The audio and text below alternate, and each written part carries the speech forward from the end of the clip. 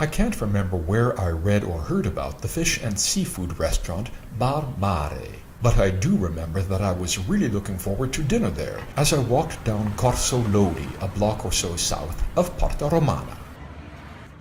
After a long ride on the notoriously slow number 9 tram, I got to Barmare on the dot of 9 for my dinner reservation. My table had a good view of the bar, and the sommelier soon brought me a glass of spumante Il Maltaglio Zero Dosaggio from the Cantina della Volta in the Apennine foothills south of Modena.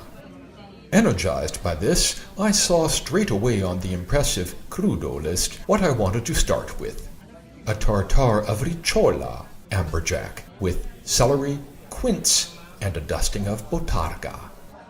We don't get amberjack at the markets in Vienna, and we most certainly don't see amberjack tartare on any menus here. This one, with a particularly delightful enhancement of quince, was an extraordinary way to start the dinner.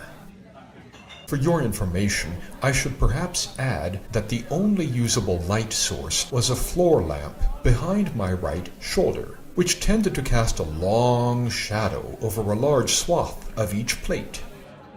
I hope you will be forgiving and will still find the food as mouth-watering as it was, never mind the shadows.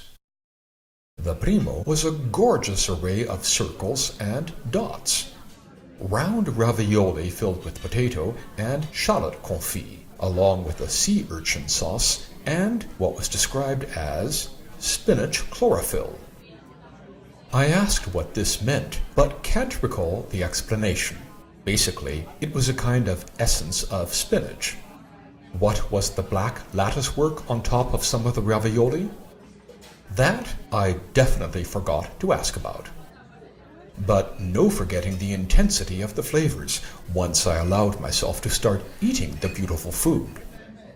And I was pleased to be approaching a secondo without feeling full already.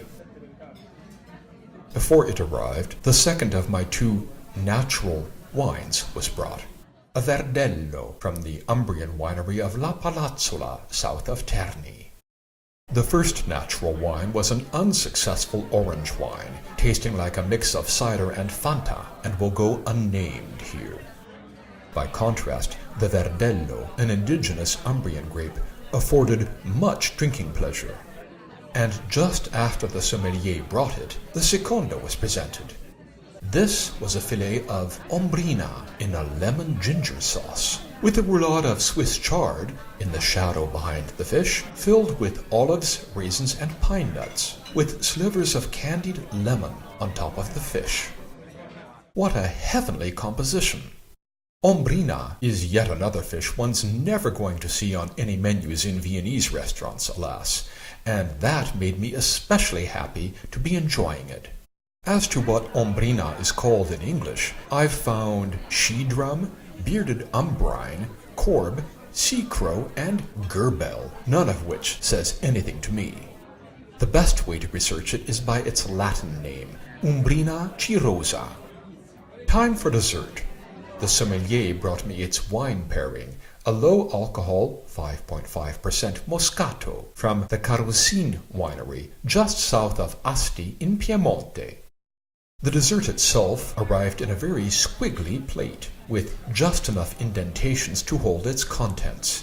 These were a round of cheesecake made from sheep's milk ricotta with caramelized figs and a ginger-flavored crumble.